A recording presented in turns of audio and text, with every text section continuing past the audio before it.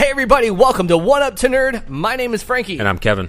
And you're watching the show. Make sure to like, subscribe, and have those notifications on so you know when we post awesome stuff. Thanks for watching.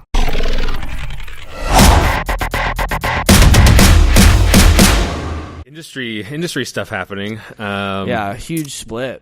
Huge split for Bungie with Destiny from Activision, which I think caught me by surprise. I wasn't expecting that. I knew that Bungie was still independent, like they were a third party from Activision.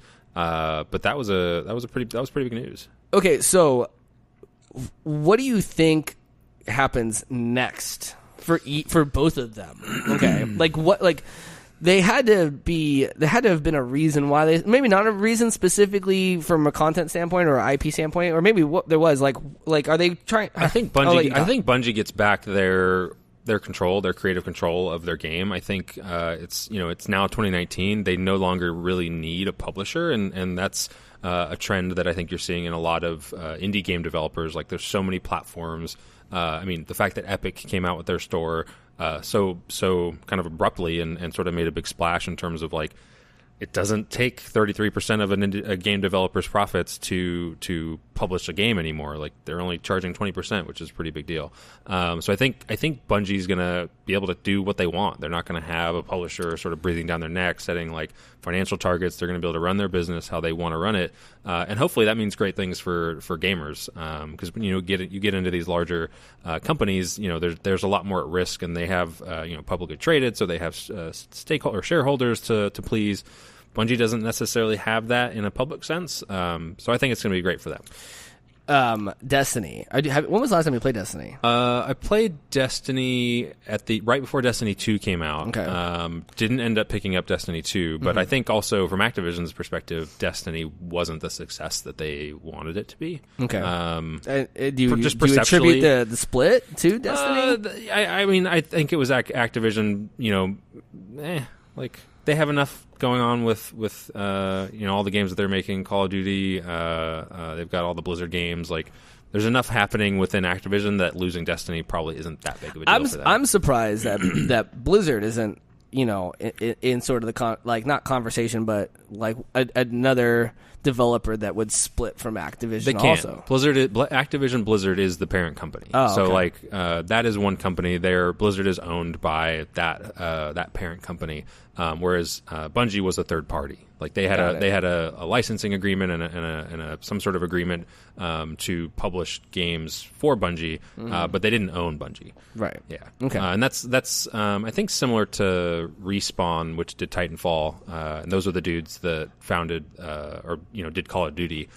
They have a similar relationship with EA, I think. There were some Titanfall 3 headlines that were being posted around, or I was seeing that were saying how game changing it could be. Now I don't know anything else about it, but if you're kind of like, Titanfall 3, let me go Google it. I think you're going to find some things that might interest you. Yeah, I didn't really get into Titanfall. I was really intrigued by it in terms of just who was going to make it. But that was kind of in the phase where I got turned off on Call of Duty and like the yearly Call of Duty releases, and I think I played every Call of Duty up until Call of Duty 4. Yeah, and then Black Ops, or maybe the Black Ops, the first one was before it.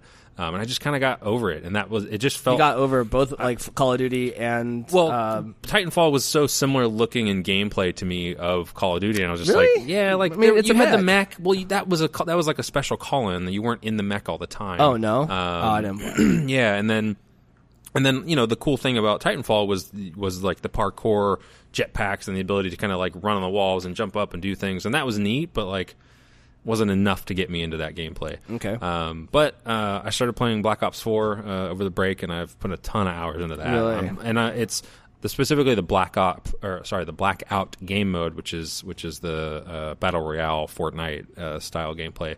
And I was more of a fan of PUBG before Fortnite took over the world, and so this is a more refined version of PUBG, and I'm enjoying it way more. Very cool. Yeah. Yeah. I remember when we were on that PUBG, Fortnite, on opposite ends there, and it's been interesting to see how it's all. Yeah, because I don't really see PUBG in the conversation anymore. It's doing well in Asia, I think. So in Korea and in a lot of the cafes, it's still doing well over there, I think. Fortnite is worldwide, but I don't think Fortnite is actually doing as well in Asia as PUBG. So there's sort of this like there's not necessarily direct competition because I think they're sort of falling into their markets, and Fortnite certainly has North American appeal, like totally culturally, and still it's going strong, man. I don't see it going anywhere. I stopped playing when it started getting a little squirrely with their updates. They started introducing a lot of like new things, and I'm just like the building aspect I was never really strong at, and like now they got like flying quads and all kinds of stuff, and I'm like, I logged on like a week or two ago, and I had to relearn. I mean, I had to reorient, and there were things that were coming my way that I didn't recognize, and I was like, "What do I do with this?" And I got killed so quickly, so many times because I felt like a total noob again. Yeah, a total noob, and it was startling and upsetting at the same time. I'm like, I don't think this game has changed that much since I stopped playing. But God, I mean, it is every time. That's not the first. Well, that was the first time I'd say with such a significant or sort of surprise to myself in terms of like how different it had become. But every time I do log on, it is enough for me to notice how different it is, and how much stuff they add every time. And I think you got to give a lot of credit to the people who are at the top of the leaderboards consistently, because they take all that fresh new content every month, and they turn it into wins. And you gotta like Ninja. Well, obviously, you got to give that guy so much credit past in all of them. So much credit about just being good at video games. Like there's an intelligence level and their skill involved. Yeah, well, once you master the kind of core mechanics of it, right? Like then it becomes about the strategy. And for most of us who don't have who aren't streaming all day and aren't playing that much, like you never really master the base mechanics, like the building, the shooting, and like the headshots, and being able to snipe people and shoot rockets and lead people as they're running away. And those guys those are the things that they master, and then it's like, okay, now I'm going to build, and I'm going to know how to build and use the buildings to my advantage and strategy, and build up and build up and build up, and then fall down and shoot the thing out from under them and just watch them fall. The gameplay videos that pop up, kills and things like that. I don't think there is anything more entertaining in terms of video game watching, because it's the way people die in Fortnite is so creative. It's just not getting shot with a rocket. No. It's not just getting a good sniper shot. It's like jumping out of a tower that you built in half a minute. That has onto a jump pad, falling down into a tree, giving yourself a good position on a guy who doesn't even know he's behind you now. And it's like, wow, you see that kind of thing, and you're like, what? Like it's building a tower to the height that the ceiling, the limit. And then I saw a guy literally jump from the bottom or from the top all the way to the bottom and make his kill right before he landed and got the win. It was just amazing. I mean, that's what's exciting about watching the streamers in that game specifically, and why it has such a big following on Twitch, is because it's always interesting. There's always something cool happening, right? And I feel that in Blackout in Call of Duty. Oh, that's cool. They've got a lot of cool mechanics, and what are they called? They have this barrier you can put down, and it emits this sound wave that damages you and slows you down. And then they've got cluster grenades and trophy systems, and it's just got a lot of cool stuff. It's more me. I think the days are gone where you can just put out a simple first person shooter. It's all right, what else are you bringing to the table? If you want to do a multiplayer game, battle royale mode is table stakes. If you don't have that, you're not really in the conversation, I feel like. But we'll see. Okay. Anthem is on the horizon. Oh man, I can't wait. Are we talking about Anthem? Let's do it. Yeah, okay. I'm so excited for Anthem. Yeah, me too. I said I didn't want to talk about it on the podcast, but I haven't finished Red Dead Redemption. Okay, because I've been busy. It's been busy. I've been painting a lot, so that's my excuse. Can't paint and play Red Dead at the same time. You posted some of the terrain on an Instagram and Facebook, I think. Yeah. Is that stuff that you painted, or did you get that from? I know you're following a lot of painters and builders. I did commission the terrain from his name is Greenleaf, or his site and his Facebook is called Greenleaf Terrain. You can check him out on Facebook and YouTube. He's got quite a bit of YouTube content out there.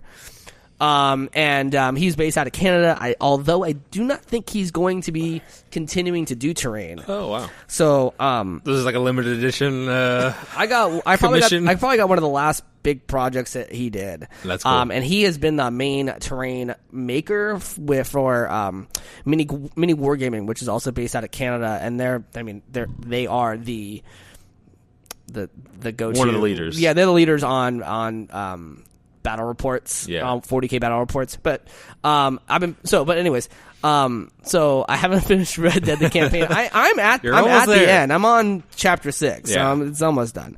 But I'm on the hype train for Anthem. I've been watching a lot of gameplay. I'm going to be jumping into that tank role. That's going to be the first class that I roll for sure, which is a little bit unlike me. I normally go with like the rogue type or just like the assault guy who's a little bit of everything. But I think I'm gonna go tank. Yeah, the tank looked super interesting to me. Like just the big juggernaut. Like I mean the Iron Man just Hulk give me suit as or whatever, many like, weapons as possible. You just have a big shield. I mean, right? Like I saw some big shield that you deploy out or something like that. But then also for the podcast listeners, you won't be able to see. But it's in the tank.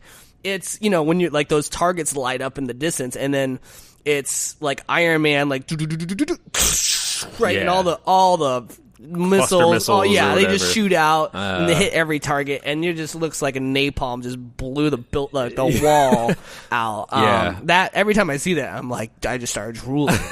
Because it looks so good. Yeah, I was looking at the whatever the mage or whatever the caster that's like also very agile. Yeah. And that just seeing her or whatever the character was like do the flips in midair and like backward flip and then shooting stuff from really far away. I was like, oh man, that looks so freaking cool. Yeah. Which like I think they're doing a really good job with their marketing and how they're releasing and what they're showing, and like making it seem like you're just this badass person, right? Yeah. And I don't know. They talked a little bit about the different game modes and the different ways you can play. Like you can go on these missions, you can do the open world stuff. But I'm wondering what other type of game modes they're going to have, specifically around multiplayer and PvP, right? So we talked about Battle Royale as table stakes. Like I really want that sort of experience in this open world environment, and I hope that they have set it up that way. It looks like they might, but I don't know what that looks like. I kind of like the idea Battle Royale, 100-person going at it. Anthem sounds fun, but it might have to be squad based. But or squad based, or what I guess I was going more in that direction. Is like a more smaller tactical style combat, which is like me and my tank, right? We show up and your guy just kind of floats out from this like crevasse in the mountain, and it's like, what's up, dude? Or you just like emerge from the underneath. And I just shoot like a ton of these missiles at you, and you just come out unscathed. But then again, you unleash a barrage of those. He's got like swords, right? Like two like rapier swords or something. I don't know. I think that was the general assault one or the basic one. I could be wrong. But then just like unleashing that on my tank and also being like, bring it on, dude. Yeah. And it just goes back and forth. I could just be seeing this tired ass battle.